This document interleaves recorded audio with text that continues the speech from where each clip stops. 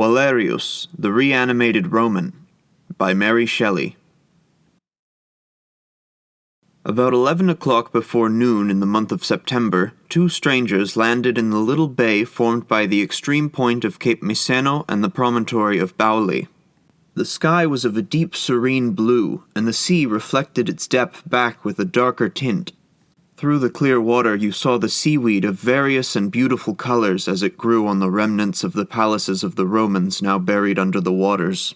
The sun shone bright, causing an intolerable heat. The strangers, on landing, immediately sought a shady place where they might refresh themselves and remain until the sun should begin to descend towards the horizon. They sought the Elysian fields, and, winding among the poplars and mulberry trees festooned by the grapes which hung in rich and ripe clusters, they seated themselves under the shade of the tombs beside the Mare Morto. One of these strangers was an Englishman of rank, as could easily be perceived by his noble carriage and manners full of dignity and freedom. His companion, I can compare him to nothing that now exists. His appearance resembled that of the statue of Marcus Aurelius in the square of the Capitol at Rome. Placid and commanding, his features were Roman. Except for his dress, you would have imagined him to be a statue of one of the Romans animated with life. He wore the dress now common all over Europe, but it appeared unsuited to him, and even as if he were unused to it. As soon as they were seated, he began to speak thus. I have promised to relate to you, my friend, what were my sensations on my revival, and how the appearance of this world, fallen from what it once was, struck me when the light of the sun revisited my eyes after it had deserted them many 100 years. And how can I choose a better place for this relation? This is the spot which was chosen by our ancient and venerable religion as that which best represented the idea oracles had given or diviners received of the seats of the happy after death. These are the tombs of Romans. This place is much changed by the sacrilegious hand of man since those times, but it still bears the name of the Elysian fields. Avernus is but a short distance from us, and this sea which we perceive is the blue Mediterranean, unchanged while all else bears the marks of servitude and degradation. Pardon me, you are an Englishman, and they say you are free in your country, a country unknown when I lived. But the wretched Italians, who usurp the soil once trod by heroes, fill me with bitter disdain. Dare they usurp the name of Romans? Dare they imagine that they descend from the lords and governors of the world? They forget that, when the Republic died, every ancient Roman family became, by degrees, extinct, and that their followers might usurp the name, but were not and are not Romans. When I lived before, it was in the time of Cicero and Cato. My rank was neither the highest nor the lowest in Rome. I was a Roman knight. I did not live to see my country enslaved by Caesar, who during my life was distinguished only by the debauchery of his manners. I died when I was nearly 45, defending my country against Catilina. At that time, the good men of Rome lamented bitterly the decline of morals in the city. Marius and Sulla had already taught us some of the miseries of tyranny, and I was accustomed to lament the day when the Senate appeared an assembly of demigods. But what men lived at that time! The Republic set gloriously as the sun of a bright and summer day. How could I despair of my country while such men as Cicero, Cato, Lucullus, and many others whom I knew as full of virtue and wisdom, who were my intimate and dearest friends, still existed? I need not trouble you with the history of my life. In modern times, domestic circumstances appear to be that part of a man's history most worth inquiring into. In Rome, the history of an individual was that of his country. We lived in the Forum and in the Senate House. My family had suffered by the civil wars. My father had been slain by Marius, and my uncle, who took care of me during my infancy, was proscribed by Sulla and murdered by his emissaries. My fortune was considerably diminished by these domestic misfortunes, but I lived frugally and filled with honor some of the highest offices of state. I was once consul. Nor will I now relate what would greatly interest you, all that I know concerning those great men with whose actions, even at this distance of time, you are intimately acquainted. These topics have formed and will form an inexhaustible source of conversation during the time we remain together, but at present I have promised to relate what I felt and saw when I revisited, now 3 years ago, this fallen Italy. As I approached Rome, I became agitated by 1,000 emotions. I refused to see anything or speak to anybody. Mute in a corner of the carriage, I hoarded my thoughts, sometimes thinking my companion unworthy my attention, at others still obstinately clinging, as a mother would to the memory of her lost child, to my loved country, and doubting all that I had heard, all that these priests had told me. I believed in a conspiracy formed against me. I refused to speak to those we met on the road, lest their altered dialect should crush my last hope. I would visit no scenery. The eternal city survived in all its glory. It could not die. Yet, still, if it were dead, I would be silent, till among the ruins of its forum I should pour forth my last lament, and my words should awaken the dead to listen to me. Cicero, Cato, Pompey, were ye indeed dead? All trace of your path worn out? Still do ye haunt the forum? Awake, arise, welcome me. The priest in vain endeavoured to draw me from my reverie. My countenance was impressed by sorrow, but I answered not. At length he exclaimed, Behold the Tiber! Lovely river, still and forever dost thou roll on thy eternal waters. Thy waves glitter in the sun or are shadowed by the thundercloud.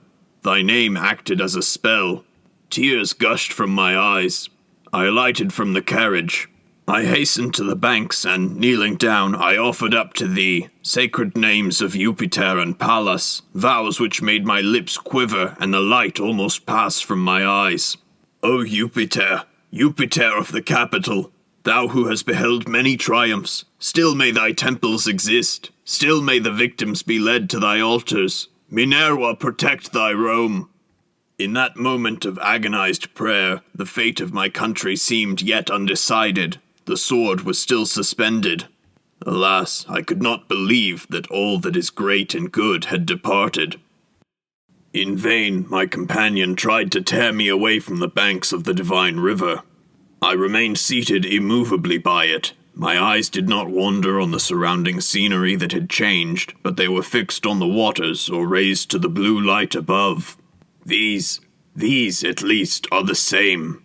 Ever the same, were the only words I uttered when, from time to time, the fall of my country with the fierce agony of fire rushed across my mind. The priest tried to soothe me. I was silent. At length the strength of my passion overcame me, and after many hours of insane contest I suffered myself to be led to the carriage and, drawing up the blinds, abandoned myself to a reverie whose bitterness was only diminished by my lost strength. It was night when we entered Rome. "Tomorrow," said my companion, "we will visit the Forum." I assented. I did not wish him to accompany me, and therefore retired early without disclosing my intentions. But as soon as I found myself free from importunity, I demanded a guide and hastened to visit the scene of all human greatness. The moon had risen and cast a bright light over the city of Rome, if I may call that Rome, which in no way resembled the Queen of Nations as I remembered her. We passed along the Corso, and I saw several magnificent obelisks, which seemed to tell me that the glory of my country had not passed away. I paused beside the column of Antoninus, which sunk deep in the ground, and, surrounded by the remains of 40 columns, impressed the idea of decay upon my mind. My heart beat with fear and indignation as I approached the Forum by ways unknown to me, and the spell broke as I beheld the shattered columns and ruined temples of the Campo Vaccino. By that disgraceful name must now be designated the Roman Forum. I gazed round, but nothing there is as it was. I saw ruins of temples built after my time. The Colosseum was a stranger to me, and it appeared as if the altered state of these magnificent ruins suddenly quenched the enthusiasm of indignation which had before possessed my heart. I had never dared present to myself the image of the Roman Forum, degraded and debased, but a vague idea floated in my mind of broken columns such as I remembered of the fallen images of the gods still left to decay in a spot where I had formerly worshipped them. But all was changed, and even the columns that remain of the temple erected by Camillus lost their identity, surrounded by new candidates for immortality. I turned calmly to my guide and inquired, "These are the ruins of the Roman Forum, and what is that immense building whose shadow in the moonshine seems to bespeak something wonderful and magnificent, which I see at the end of the avenue of trees?" "This is the Colosseum." "And what is Colosseum? Do you not know? It is the renowned circus built by Vespasian, Emperor of Rome." "Emperor of Rome, was he? Well, let us visit it." We entered the Colosseum, that noble relict of imperial greatness. Imperial, it is true, but Roman. And that enthusiasm which the broken columns of the Forum had extinguished, this wonderful pile again awakened. The moon shone through the broken arches and shed a glory around the fallen walls, crowned as they are by weeds and brambles. I looked around, and a holy awe seized me. I felt as if, having deserted the Campo Joaquino, this had become the haunt of my noble compatriots.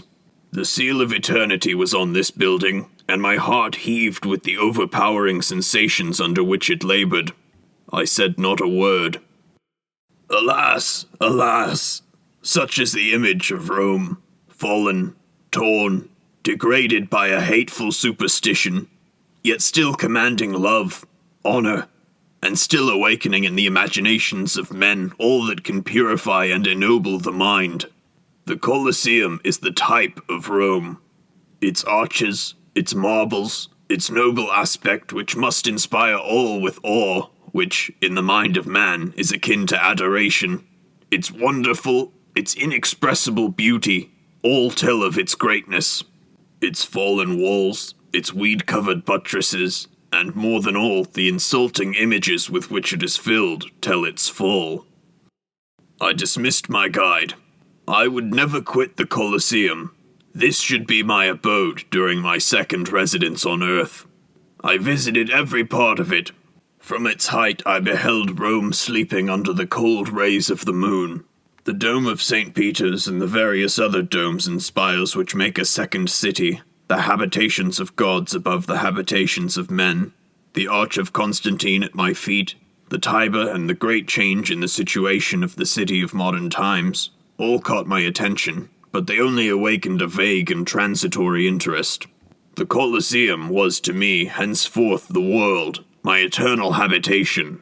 It is true that curiosity and importunity have dragged me from it now, but my absence will be short, and my heart is still there.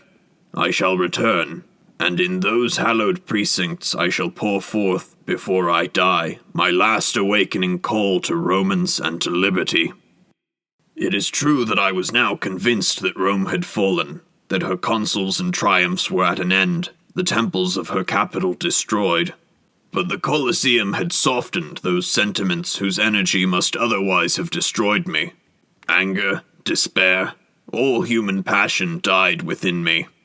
I devoted myself, a pilgrim for some years, to a world in whose shows I am a careless spectator. If Rome be dead, I fly from her remains, loathsome as those of a human life. It is in the Colosseum alone that I recognize the grandeur of my country. That is the only worthy asylum for an ancient Roman. Yet suddenly, the feeling so dreadful to the human mind, the feeling of utter solitude, operated a new change on my heart. I remembered as it were but of yesterday all the shows which ancient Rome had presented.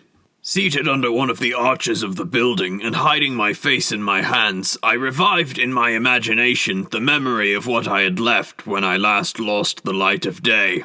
I had left the consuls in the full enjoyment of power. Some years before, the empire, torn by Marius and Sulla and unsupported by the virtue of any, seemed tottering on the edge of subjection. But during my life, a new spirit had arisen. Men were again vivified by the sacred flame that burnt in the souls of Camillus and Fabricius, and I gloried with an excessive joy to be the friend of Cicero, Cato, and Lucullus. The younger men, the sons of my friends, Brutus, Cassius, were rising with the promise of equal virtue. When I died, I was possessed by the strong persuasion that, since philosophy and letters were now joined to a virtue unparalleled upon earth, Rome was approaching that perfection from which there was no fall, and that, although men still feared, it was a wholesome fear which awoke them to action and the better secured the triumph of good. When I awoke, Rome was no longer. That light, which I had hailed as the forerunner of perfection, became the torches that added splendor to her funeral, and those men, whose souls were as the temples of perfection, were the victims sacrificed at her funeral pyre. Oh, never had a nation such a death, and her murderers celebrated such games round her tomb as destroyed nearly half the world. They were not the combats of gladiators and beasts, but the fierce strife of contending passions, the war of millions. But all that is now over. The exaltation of the tyrant has faded. The monument of Rome, so splendid through the course of ages and adorned by the spoils of kingdoms, is now degraded in the dust. Some scattered columns and arches live to tell her sight, but her people are dead. The strangers that possess her have lost all the characteristics of Romans. They have fallen off from her holy religion. Modern Rome is the capital of Christianity, and that title is that which is crown and top of my despair. But human language sinks under the endeavor to describe the tremendous change operated in the world, it is true, by the slow flow of many ages, but which appeared to me in my singular situation as the work of a few days. I cannot recollect the agony of those moments without shuddering. It was not a train of bitter thought. It was not a despair that ate into the nerves but showed no outward sign. It was not the first pang of grief for the loss of those we love. It was a fierce fire that enveloped forests and cities in flame. It was a tremendous avalanche that bore down with it trees and rocks and turned the course of rivers. It was an earthquake that shakes the sea and overturns mountains and threatens to show to the eyes of man the mysteries of the internal earth. Oh, it was more than all these, more than any words can express or any image portray. The stranger paused in his narration, and a long silence ensued. His eyes were fixed on the dead waters before him, and his companion gazed on him with wonder and emotion. A breeze slightly passed over the sea and rippled it. Its rustling was heard among the trees. The smallest change awakened the Roman from his reverie, and he continued. The old priest, when the next morning he found I had disappeared, sent the guide who had conducted me the preceding night to bring me back, and himself commenced a round of visits to publish the curiosity which he had under his keeping. Among others, he visited Lord Harley, who had long been resident at Rome, and to whom he was perfectly well known. You know Lord Harley and his family. I need not, therefore, describe them to you, and you who know her character can easily imagine the interest and curiosity with which the old priest's account inspired his young wife. She ordered her carriage, and, taking the priest with her, hastened to his hotel to see me. I had not returned. The guide who had been to seek me informed her that I refused to quit the Colosseum. She left the priest at the inn, and, accompanied only by her little son, came to my retreat. I was seated under the ruined arches of the south side when I saw her approach, leading her child by the hand. She sat down beside me, and after a pause of a few seconds, she addressed me in Italian. Forgive me if I interrupt you. I have seen Padre Giuseppe and know who you are. You are unhappy and are cast upon our modern world without friends or connections. Will you allow me to offer you my friendship? I was thrown into confusion by this speech, addressed to me by a beautiful girl perfectly a stranger to me, and paused before I could answer so kind but so uncommon an offer. She continued, Consider me, I entreat you, as an old acquaintance, not a modern Italian, for indeed I am not one, but as one of those many strangers which your ancient city drew to gaze on her. I come from a distant country, and am, therefore, unknowing in your language and laws. You shall teach me to know all that was great and worthy in your days, and I will teach you the manners and customs of ours. She talked to me thus, and won me over by her sweet smiles and soft eloquence to confide myself entirely to her. You shall consider me as your daughter, said she, if a Scotch girl may pretend to that honour. I come from that Ultima Thule discovered by Caesar, but unknown in your days.